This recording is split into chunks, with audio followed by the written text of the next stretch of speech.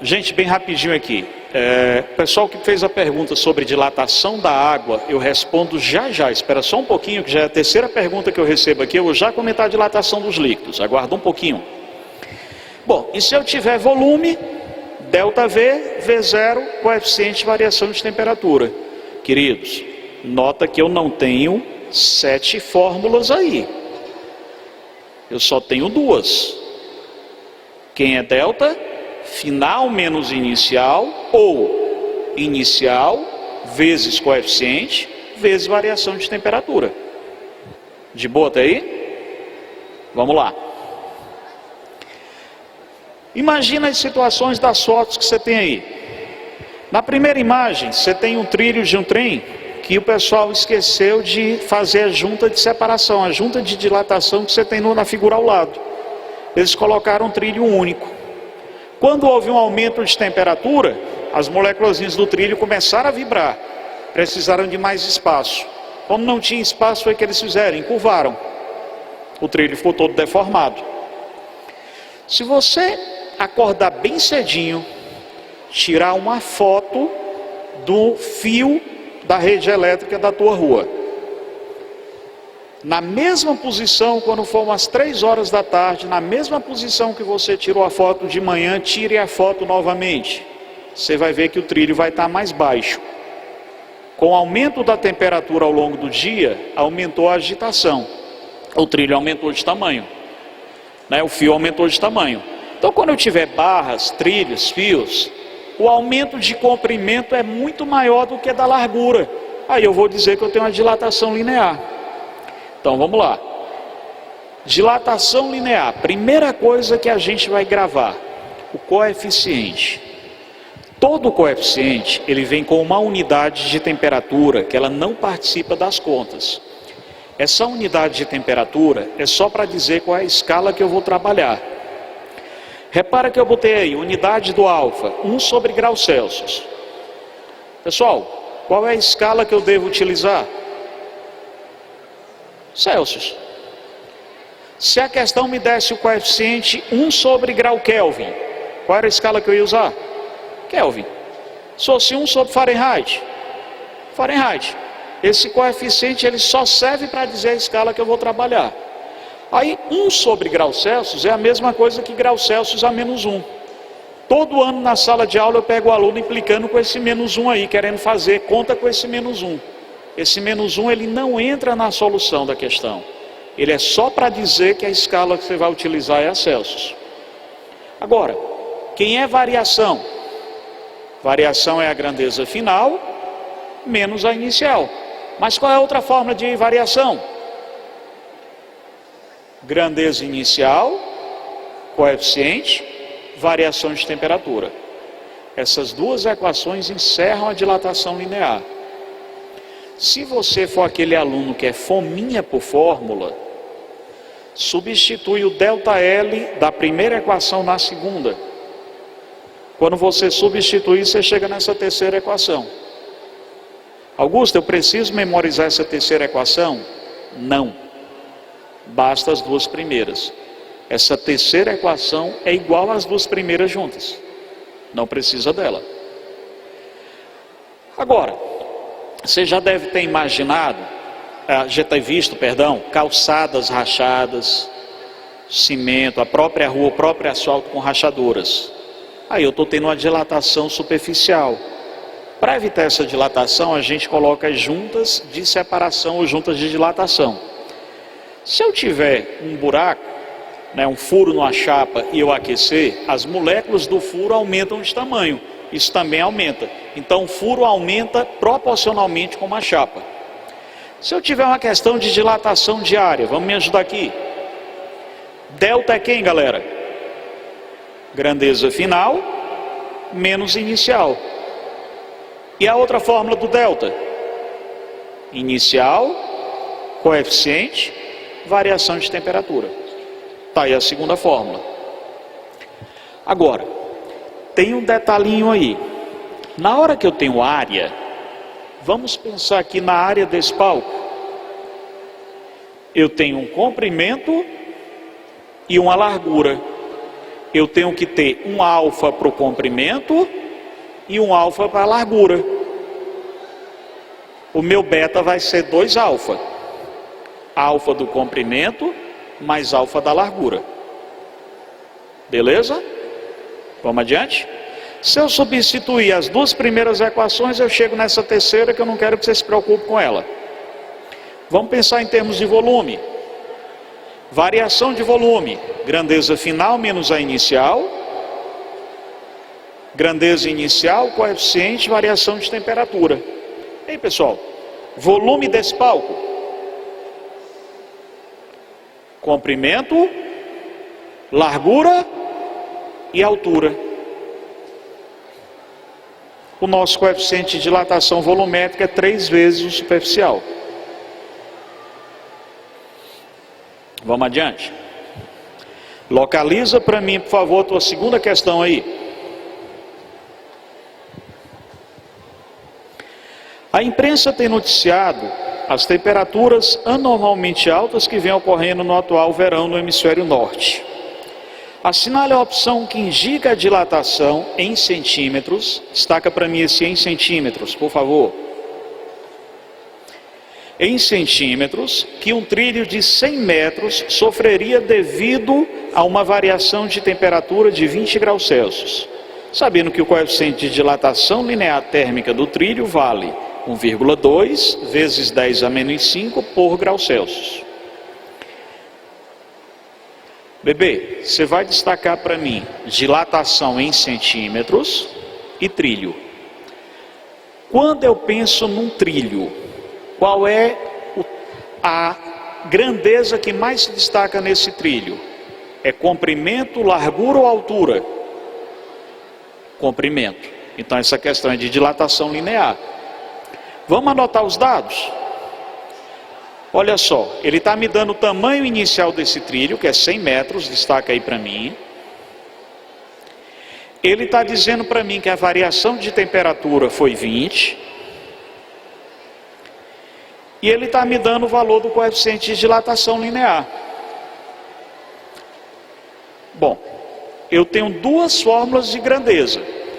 Variação é final menos a inicial, mas ele já me deu o tamanho final do trilho. Então não rola essa. Então eu vou para a segunda fórmula. Dilatação vale quem? Grandeza inicial, coeficiente, variação de temperatura. Agora eu destaquei esse grau Celsius a menos 1. Para que é que ele serve, hein? Só para dizer que eu vou deixar a temperatura em Celsius. Só isso. Não vai servir para nada a não ser saber que eu vou usar Celsius. Vamos substituir? Comprimento inicial do nosso trilho. 100. Mas olha que ele pediu para colocar em centímetros. Galera, 1 metro são quantos centímetros? 100. Por isso aqueles 2 zerinhos a mais ali. Então, em vez de 100 metros, eu vou botar 10.000 centímetros. Os 2 zerinhos que eu deixei destacado ali é para transformar de metro para centímetro. Valor do coeficiente, 1,2 vezes 10 a menos 5. E a variação de temperatura, 20. Percebe para mim esse 10 a menos 5? Toda vida que o expoente estiver negativo em cima, tu pode passar ele para baixo trocando de sinal. Então, aonde eu tinha 10 a menos 5, eu vou botar para baixo 10 a quinta. E o que é que significa esse 10 a quinta? Que são 5 zeros depois do 1. Então 10 a quinta é 100.000. Corta os zerinhos. Eu vou cortar os zeros que eu vou ter do 100. Na verdade eu falei 100.000, perdão, é 10.000. Cortei o zero do 20. E aí ficou 1,2 vezes 2. Que me dá o quê? 2,4. Resposta correta. Letra B. Então o que é que você vai lembrar aí? Apareceu um 10 a menos 5. Passa ele para baixo, ele vai com 10 a quinta. Tira o sinal de menos. E o que é que significa esse 10 a quinta? É o número 1 seguido de 5 zeros. Coisa um zero com o outro e acabou a continha.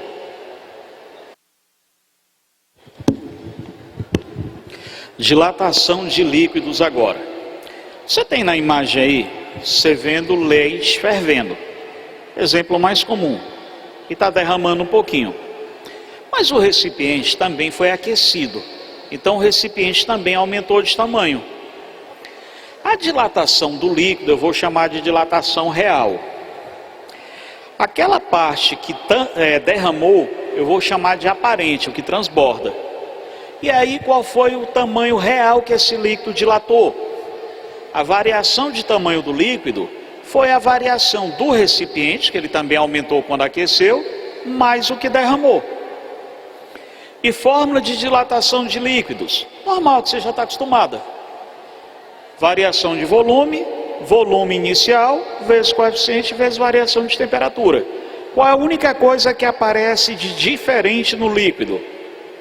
Uma parte do recipiente vai aumentar de tamanho. Então o líquido aumenta também junto com esse recipiente.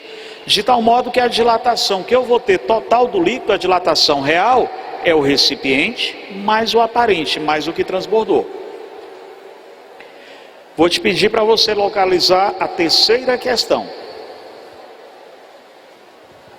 Um recipiente de vidro está completamente cheio de um determinado líquido. O conjunto é aquecido, fazendo com que transborde, destaca para mim esse transborde, um pouco desse líquido. A quantidade de líquido que transborda representa que dilatação? Volta o slide. Quem é a dilatação do líquido? É o que ficou dentro do recipiente, mais o que derrama, o que transborda. Isso que transborda a gente chama de aparente. A questão é que a gente fale exatamente desse transborde. Então vamos jogar nossa equação? Quem é a dilatação do líquido? É o recipiente mais o que transborda, que eu chamo de aparente. Vamos pegar essa variação do recipiente e trazer para o primeiro membro? Variação do líquido menos o recipiente é a aparente. Então, gente, quem é que vai ser a dilatação aparente? É o líquido menos o recipiente. O líquido vai aquecer, vai aumentar de tamanho, o leite vai ferver. Se ainda assim uma parte derramar, essa parte que derramou é a aparente. Quem é essa parte que derramou? É o total que o líquido aumentou, menos o que ficou dentro do recipiente. Logo, nossa resposta corretinha, letra B. Bom, começando a responder aqui umas perguntinhas. Galera, a maioria das substâncias, elas quando aquecem, aumentam de tamanho. Quando resfriam, diminui de tamanho. Ora, alguém lembra para mim aí qual é a fórmula da água, a fórmula química da água? H2O, show. Como vocês são feras em química, prestar atenção direitinho à aula de química, você vai lembrar que o hidrogênio, ele é mais eletropositivo do que o oxigênio. Então o que é que acontece? A molécula de água é uma molécula polar. E o que é que acontece com cargas de mesmo sinal? Se repelem. Show. O que é que acontece? Quando você tem água no estado líquido, essas moléculas estão se movimentando. Então, como elas estão se movimentando, pode chegar uma molécula perto da outra e depois ela se afasta porque está tendo esse movimento. Agora, imagina, por exemplo, na saída aqui do ginásio. Vão passar 2 de vocês, 3 de vocês, vão passar juntinhos, pertinhos um do outro pelo portão. Mas depois vocês vão se afastar. Agora, na hora de chegar aqui para assistir a aula, você quer sentar bonitinho na sua cadeira e ter um certo espaço para você ter um conforto. Você poder fazer uma anotação, você poder ler a sua apostila, você quer um mínimo de conforto. Vamos agora para a água. A água no estado líquido é como se a gente estivesse saindo do ginásio. As moléculas podem passar uma perto da outra, depois elas se afastam, então de boa. Mas na hora que eu vou congelando, a água vai diminuindo o movimento dela. E aí, um hidrogênio não vai querer ficar perto de outro hidrogênio, porque carga de mesmo sinal se repele. Aí o que é que esse hidrogênio faz para ganhar estabilidade? Ele se afasta um pouquinho. Por isso que a água, quando ela vai ficando no estado sólido, ela ocupa um volume um pouquinho maior. Se você pegar uma garrafa bem cheinha, fechar e colocar na geladeira, e ela congelar lá no congelador, se ela for de plástico, que seja um plástico que permita dilatação, ela vai ficar toda estufada. Se ela for de vidro, ela vai quebrar. Por quê? Porque na hora que baixar o movimento, as moléculas de água se afastam para ganhar estabilidade, devido às pontes de hidrogênio. Nesse caso aqui, o que é que acontece com a água? Quando eu forneço calor na água, de 0 até 4 graus, essa energia que ela recebe é utilizada só para gerar movimento. Então isso faz com que a 4 graus a água ocupe o volume mínimo. Qual seria o normal se eu aquecesse a água? Ela só aumentar de tamanho. Mas a água ela tem o que eu chamo de dilatação anormal. Ela de 4 a 0, ela faz aumentar de tamanho. Por quê? Para ganhar estabilidade química. Porque hidrogênio junto de hidrogênio se repele. Oxigênio junto de oxigênio também. Então o que é que acontece? Elas aumentam a distância para ganhar estabilidade. Alguém lembra, por favor, qual é a fórmula de densidade? Massa sobre volume. Então a 4 graus é onde a água é mais pesada. Obrigado. Porque como ela ocupa o menor volume possível, ela vai ter a maior densidade. Tranquilo nisso aí? Dá uma olhadinha para mim na figura. Olha, embaixo, pertinho do copo, água líquida. Como as moléculas estão todo tempo se movimentando, elas podem passar perto uma da outra que não tem problema. Depois se afastam e ficam de boa. Mas quando ela congela, as moléculas se afastam para ganhar estabilidade química. Essa é a dilatação anormal da água. E agora a gente vai começar a estudar a parte de calorimetria. Ora, calorimetria, calor e energia térmica. O que é que você entende por metria? Medida. Calorimetria é a medida que você vai ter da quantidade de calor.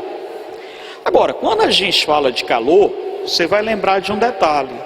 Calor é a energia térmica em trânsito, passando de um corpo para o outro devido a uma diferença de temperatura entre eles. Então, professor, eu posso usar aquela expressão, eu estou com calor? Pode não, fisicamente não. Porque você não pode estar com algo que não te pertence. Calor é energia se movimentando, não tem como você prender. Então, você pode estar com a sensação de calor. Quando é que eu tenho essa sensação de calor? Quando eu estou recebendo energia do meio ambiente. Quando é que eu tenho a sensação de frio? Quando eu estou perdendo. Espero que nunca tenha acontecido com você e nunca aconteça. Mas você deve conhecer alguém que já teve febre. Temperatura aumenta. E qual é a sensação que você tem? Frio. Por quê? Quando a sua temperatura aumenta, você está cedendo calor para o ambiente. Quando eu perco essa energia térmica, eu tenho a sensação de frio. Quando eu recebo, eu tenho a sensação de calor. Agora, eu nunca posso usar, eu estou com calor. Por quê? Porque você simplesmente não pode ter algo que está passando, que não lhe pertence, que está em movimento. Agora, popularmente, a gente usa esse conceito. Você já imaginou? Você chega para a pessoa que você gosta, aí diz, meu bem, abrace-me, porque eu estou cedendo calor para o meio ambiente. Não rola, né? Bom, meu filho, me agarre que eu estou com frio. Resolve logo esse negócio. Então a sensação de frio ou calor é quando eu tenho transferência dessa energia. Então eu só posso usar esse termo calor quando eu tiver transferência. E essa transferência se dá por uma diferença de temperatura. Na hora que um corpo recebe calor, pode acontecer duas coisas.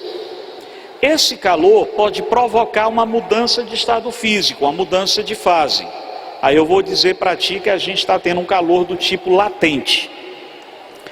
Na hora que o calor recebido provocar uma variação de temperatura, aí eu vou dizer para você que eu tenho um calor sensível. Qual é a diferença? No calor latente, não há mudança de temperatura. Toda a energia é utilizada para mexer no estado de agregação das moléculas. Na hora que eu tenho um calor sensível, toda a energia é utilizada para provocar mudança no movimento, para fazer com que essa temperatura aumente nesse corpo. Então, calor sensível provoca mudança de temperatura, há uma mudança de temperatura. Calor latente, não há mudança de temperatura. Bom, unidade padrão de calor, a gente chama de caloria. Então, o que é uma caloria? É a quantidade de calor que eu tenho para fornecer para que 1 grama de água aumente a temperatura de 1 grau. Aí, galera, cuidado com o conceito de caloria alimentar. Quando você pega um alimento que ele diz, esse alimento aqui tem 3 calorias, por exemplo. Ele não tem 3 calorias, ele tem 3.000 calorias. A caloria alimentar é a quilocaloria. E cada quilocaloria vale 1.000 calorias. Ok? Bom, vamos lá. Calor específico é uma grandeza característica de cada substância. E esse calor específico é a relação entre a quantidade de calor recebida, que eu vou chamar de Q, e o produto massa por variação de temperatura. Se eu multiplicar isso aí meio pelos extremos, eu vou chegar na equação fundamental da calorimetria. Quantidade de calor é massa, vezes calor específico, vezes variação de temperatura. Na minha loucura para memorizar fórmulas, eu gosto de mnemônicas, de frasezinhas para me ajudar a memorizar. Então eu gosto de usar essa fórmula, decorar essa fórmula com a expressão que macete. Macete, para quem não sabe o que é uma dica, uma sugestão.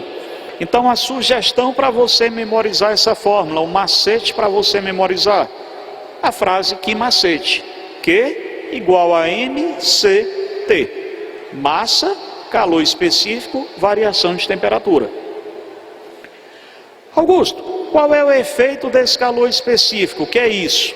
Galera, o calor específico é a quantidade de calor que 1 grama da substância precisa para aumentar a temperatura em 1 grau. Ora, calor específico da água, 1, porque a caloria é definida como a quantidade de calor que 1 grama de água precisa.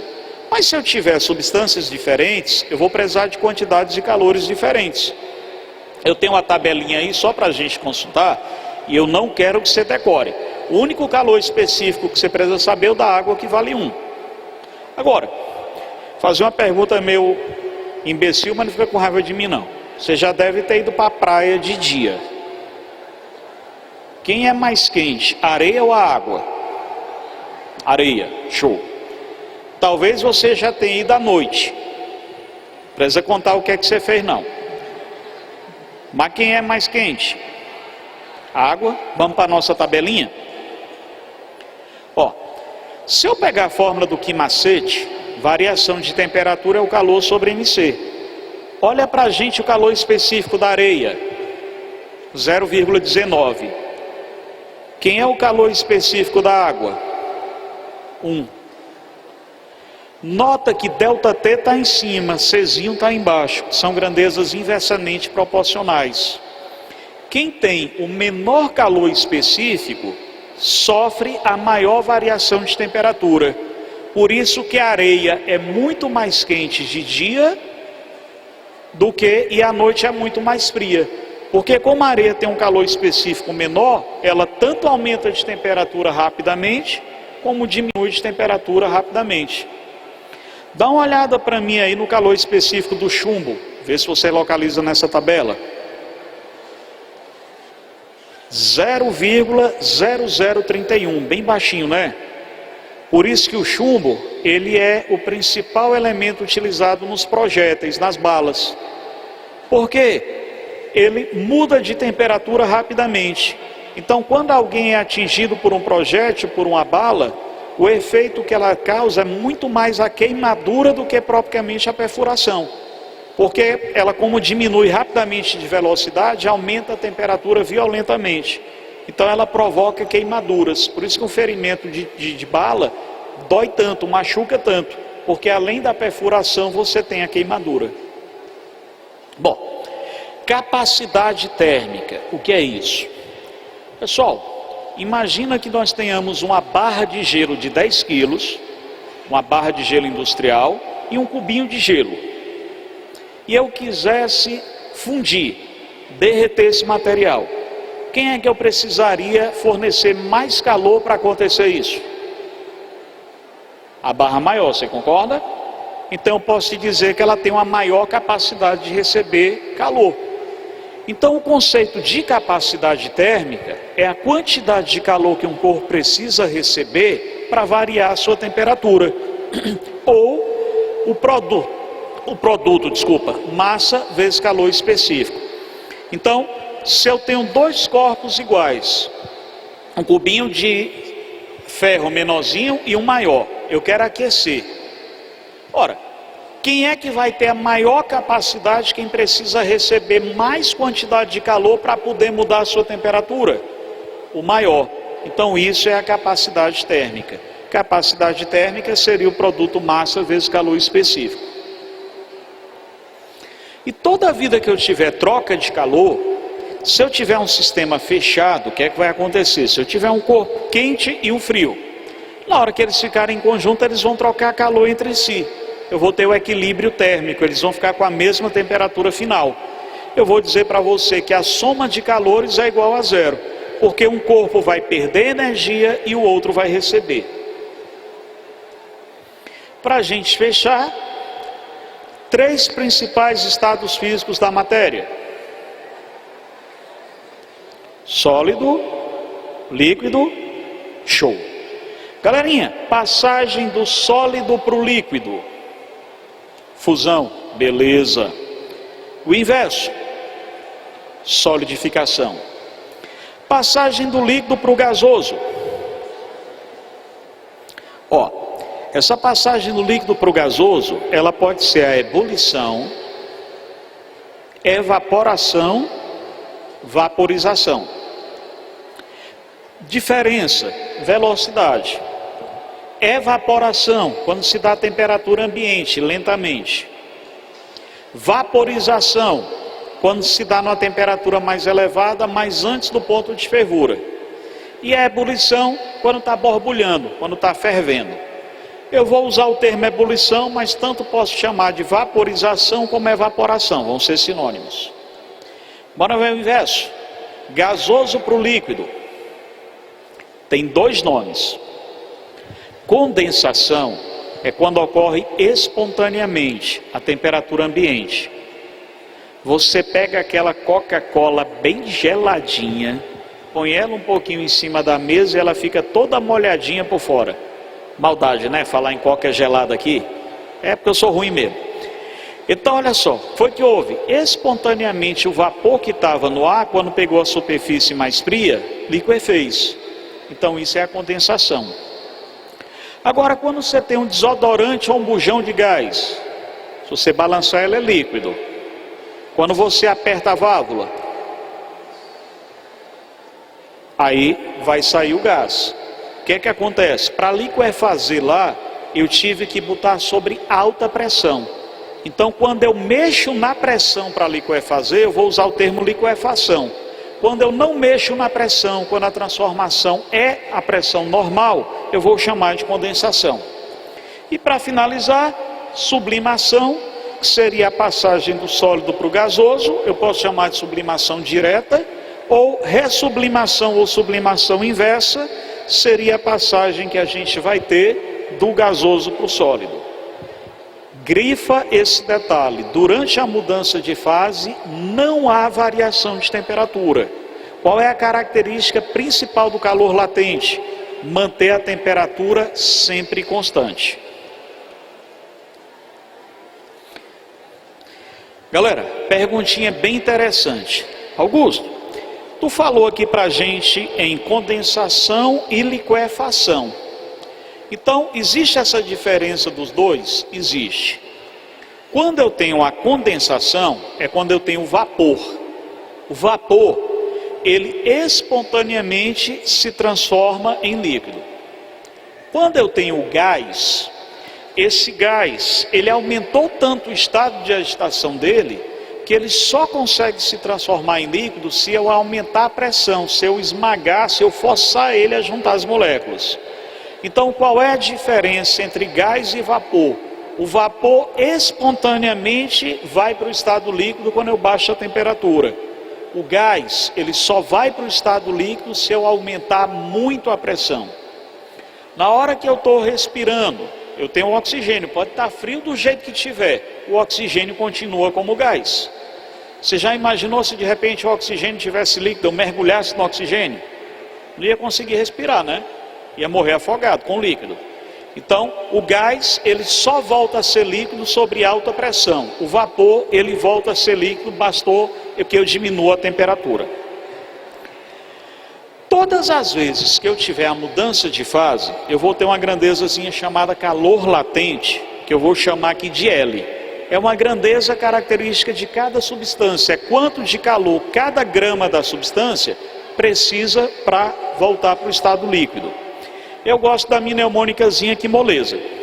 Então, toda vida que eu tiver calor, quais são as duas formulazinhas que eu tenho? Quimacete e o quimoleza. Se eu for representar isso para você num gráfico, vamos lá. Enquanto eu tiver a curva crescente, eu estou tendo aumento de temperatura. Olha para mim essa divisão aí com a substância toda no estado sólido.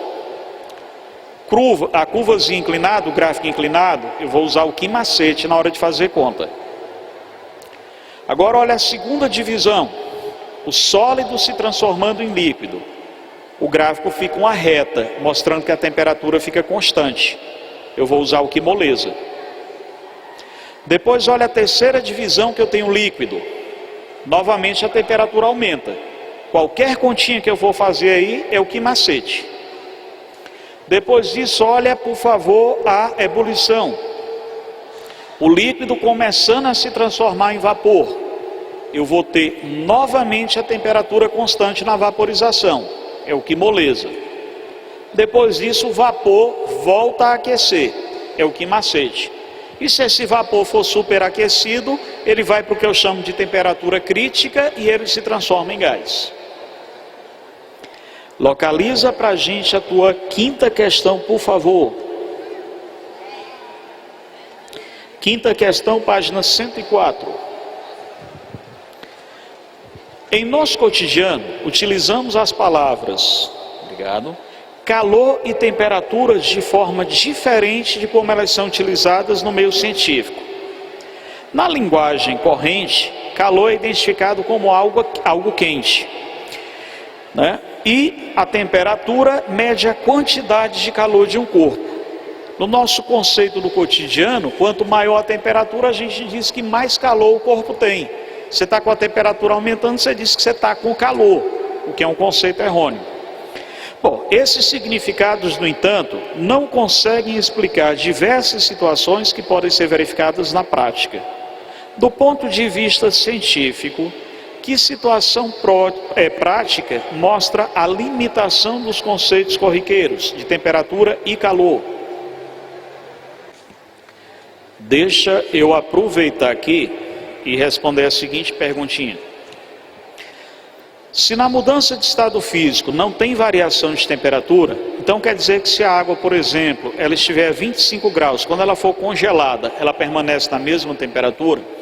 Galera, na verdade vai depender da pressão. Então a temperatura de ebulição e de fusão mudam com a pressão. Por padrão a gente vai admitir a pressão de uma atmosfera. Então dá uma olhadinha nesse gráfico aí. A água, ela congela a 0 grau. Então o que é que acontece? Na hora que você está tendo processo de mudança de fase, toda a energia recebida é utilizada para mudar o estado de agregação. O que é que acontece com a água? Se eu estou no estado líquido, uma molécula de hidrogênio pode chegar perto do hidrogênio. Mas na hora que eu congelo, o que é que acontece com esses átomos para ganhar estabilidade? Tem que se afastar.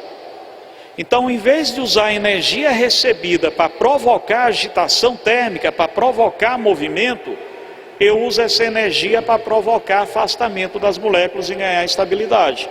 Em outras substâncias, eu uso essa energia para fazer com que haja aproximação. Então, durante a mudança de estado físico, você não tem mudança de temperatura. Dá uma olhadinha, por favor, aí no meu gráfico, aonde eu tenho gás e líquido. A vaporização. Para que eu possa transformar todo o líquido em gás, eu vou ter que fornecer energia para que essas moléculas possam se desprender.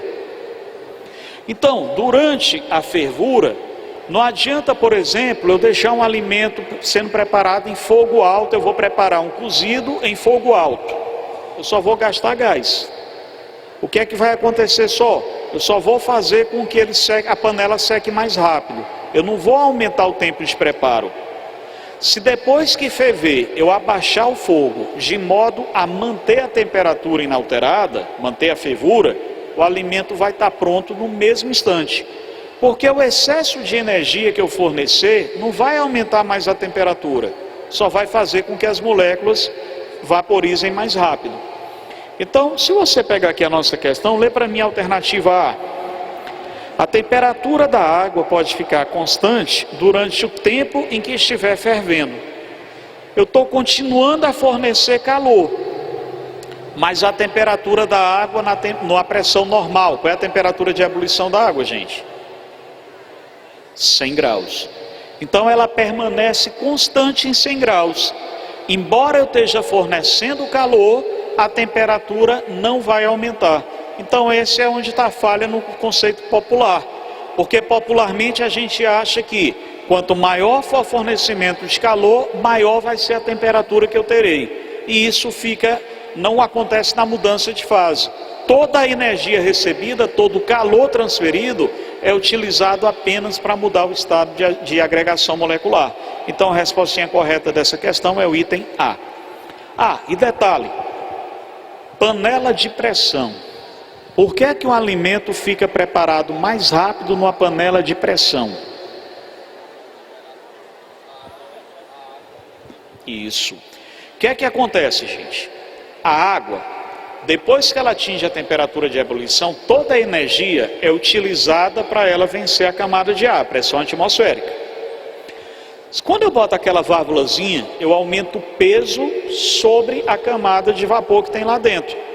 Resultado, para que a água saia, é preciso que ela tenha força suficiente para levantar aquela válvula. Enquanto ela não começa a ferver, a temperatura vai aumentando. Então, numa panela de pressão, a água ferve, em vez de 100 graus, ela ferve a 130 graus. Por isso que o alimento cozinha muito mais rápido. Por quê? Porque a temperatura de ebulição é maior. Por isso que quando você pega uma panela, quem cozinha aqui ou quem já viu alguém cozinhando, se você pegar uma panela de pressão, deixa ela esfriar, parar de ferver, quando você destampa ela volta a ferver. Por quê? Porque não tinha força suficiente para o vapor sair pela tampa. Quando você destampou, ele consegue voltar a ferver, entrar na ebulição. Ok? Então, a respostinha correta na nossa quinta, item A, eu vou te pedir para localizar a sétima questão.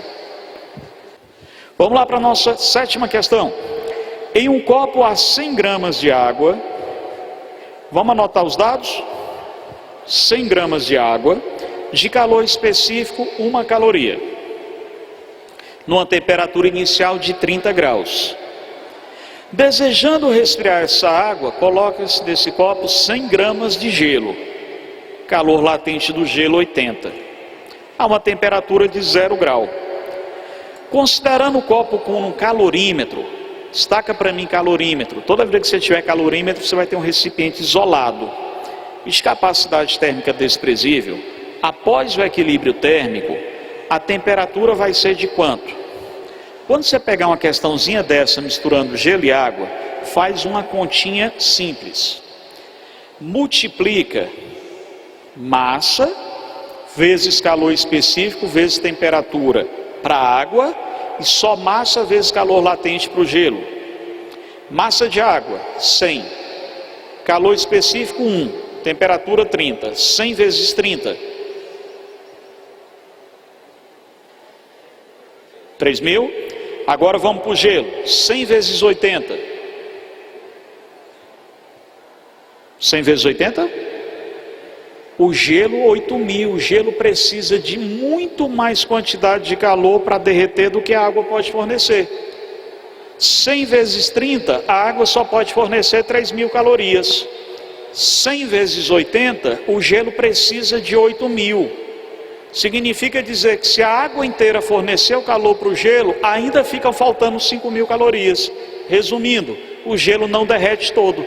E toda vida que eu tiver uma mistura de água e gelo, a temperatura é zero. Portanto, a resposta dessa questão é a letra C. Se a gente fosse fazer as continhas, ó. Massa de água, 100 vezes 30, 3.000. Massa de gelo, 100 vezes 80, 8.000. Eu preciso de que o gelo receba muito mais calor do que a água pode fornecer. Nesse caso aqui, olha só. Calorímetro, soma dos calores tem que ser zero. Calor da água mais calor do gelo é zero. O gelo já está a zero, ele só vai mudar de fase. E a água vai esfriar. Então, o que é que vai acontecer com a água? Ela vai passar de 30 para zero. Augusto, como é que eu sei que a temperatura final é zero? Porque o gelo tem precisa de uma quantidade de calor muito maior do que a água. Como a água vai mudar de temperatura, é o que macete. E o gelo? Uma parte do gelo vai derreter. Mas enquanto ele muda de fase, ele não muda de temperatura. Por isso que o gelo vai ficar zero. Calor da água mais calor do gelo vai ser zero. Que macete para a água, que moleza para o gelo. A água eu vou usar os dados completinhos, mas o gelo eu não vou botar 100 gramas. Por quê? Porque não vão ser 100 gramas de gelo que vão derreter. Quando eu fizer a continha, eu percebo que só derretem 37,5 gramas. Gente, continha rápida para esse tipo de questão. No vestibular não precisa você mostrar que você sabe fazer essas contas. Basta você acertar a questão. Conta rápida, água, 100 vezes 30, 3.000, é o tanto de calor que eu posso dar. Gelo, 100 vezes 80, 8.000, é o que ele precisa receber. Ele precisa receber 8.000, e a água só pode dar quanto? 3.000. Portanto, o gelo não derrete toda, a resposta é zero. Só vale a gente falar em calor quando eu tiver transferência de energia de um corpo para outro. Na hora que eu tenho essa transferência de calor, eu tenho 3 processos. Condução é quando as moléculas não saem do lugar. A condução é nos sólidos. O fluxo de calor é a quantidade de calor pelo tempo. Ou esse fluxo vai ser tipo de material, que é o K, área, variação de temperatura sobre o comprimento. Galera, perceba que nessa fórmula eu estou chamando variação de temperatura de θ, para a gente não confundir com a primeira fórmula, que é tempo. Então, o fluxo é o calor sobre o tempo, ou esse fluxo vai ser tipo de material, constante de condutibilidade, né, que é o tipo de material. Você vai ter a área e a variação de temperatura. Augusto, eu tenho isso aqui no meu material? Tem, peraí que eu acho já. Vem cá. Irradiação é quando esse calor ele é transferido através de ondas eletromagnéticas. Uma das coisas que você já está cansado de saber é a ideia do efeito estufa, e me permita comentar mais uma vez do ponto de vista físico, que na geografia eu sei que você já viu bem pra caramba. Galera, um carro parado ao sol. Você já teve a oportunidade de abrir a porta e entrar num carro que estava muito tempo parado ao sol? Descreve a sensação? Ruim pra caramba, né? Qual é o grande lance? A diferença entre a luz visível e a onda de calor é só a vibração. Na hora que a luz visível vem, por exemplo, através de um carro, a luz consegue atravessar o vidro na boa. Na hora que ela se choca no interior do carro, com o banco, com o estofado, com a direção, você vai tendo essa energia sendo absorvida. E aí ela se transforma de luz visível para calor, para a onda infravermelho. E o grande lance é que a onda infravermelha, ela não consegue atravessar o vidro de volta. Então qual é o lancezinho que eu vou ter aí, ó? Vem a luz do sol, ela atravessa o vidro como luz visível. Ao bater no interior do carro, ela é amortecida e se transforma em onda infravermelha, onda de calor. E essa onda de calor não tem mais força para sair através do vidro. Por isso que quanto mais claro for o vidro do carro, mais ele aquece. Por que é que o vidro fumê faz com que o carro aqueça menos? porque uma menor parcela de claridade entra no carro, logo uma menor parcela de energia vai ser transformada em calor. Agora vamos trocar esse vidro por gás carbônico, por CO2. Eu vou ter o efeito estufa na Terra. Entra a luz solar visível que atravessa na boa essa camada de poluição. Bate na superfície da Terra e volta. No equilíbrio, toda a energia que entra é devolvida.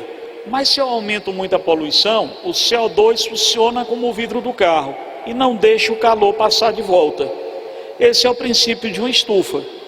A luz do sol entra, normal. Ao bater no interior, parte dela é absorvida, diminui a frequência de vibração e se transforma em calor. E o calor não consegue mais atravessar o meio externo. Funcionamento de uma garrafa térmica baseia-se nesse princípio da troca de calor. Vamos ler aqui a nossa questão 9, por favor. O efeito estufa, ele é essencial à manutenção do equilíbrio térmico do nosso planeta, porque sem ele a temperatura da Terra seria de aproximadamente menos 20 graus Celsius. Então cuidado que o efeito estufa ele não é nocivo, ele é essencial para a vida da Terra. O excesso de efeito estufa é que é nocivo. Um dos gases mais importantes nesse processo é o gás carbônico. No entanto, um aumento de 10% na sua concentração faria a temperatura média do planeta aumentar aproximadamente 3 graus, trazendo graves consequências para o nível dos oceanos e para o clima. Detalhe, o aumento do nível dos oceanos seria pelo derretimento do gelo que está em terra. O gelo que já está no mar derretendo não aumenta o nível do oceano, tá? Só o gelo que estaria na terra. Essa participação do gás carbônico se dá porque ele é, vamos lá, luz visível, que é a luz visível. O gás carbônico comporta-se como vidro, ele é transparente, deixa passar. E na hora que eu tenho calor de volta, ele é opaco, ele não deixa passar. Então nossa respostinha correta, letra C. E a 10ª eu deixo você em paz. Quando a gente tem os processos de condução, sólidos, eu vou ter a condução. Líquidos e gases, convecção. E na forma de radiação, né, eu vou ter a ideia da irradiação ou radiação, que é na forma de luz. Então vem cá, primeira questão. Destaca, na 10ª questão, destaca para mim panela. Desculpe a minha pergunta idiota, mas panela qual é o estado dela? Sólido? Então o processo que eu tenho no sólido é condução. 2. O aparelho de ar-condicionado. Você vai destacar para mim aí ar. Então o processo é de convecção. O vidro espelhado. Espelho, o que é que o espelho reflete? Luz. Luz, a forma de calor na forma de luz é irradiação. E o congelador de uma geladeira seria convecção. Para facilitar a retirada de uma tampa metálica, estado dela sólido. Então a gente teria como resposta item A. Gente, eu sei que ficou meio corrido, eu estou extrapolando aqui o meu tempo, tem um companheiro ali que está louco para dar aula para vocês. Eu vou encerrar por aqui. Olha, foi um prazer grande estar aqui com vocês. Parabéns pelo esforço. Pleno domingo, meio das férias, com uma porção de elementos distratores como você tem aí, você está se dedicando e está conquistando. Vocês são vencedores e o fato de vocês estarem aqui é apenas uma parte burocrática, uma etapa burocrática, porque a vaga de vocês na universidade já está garantida. Parabéns, foi uma honra muito grande eu poder dividir essa aula com vocês. Obrigado.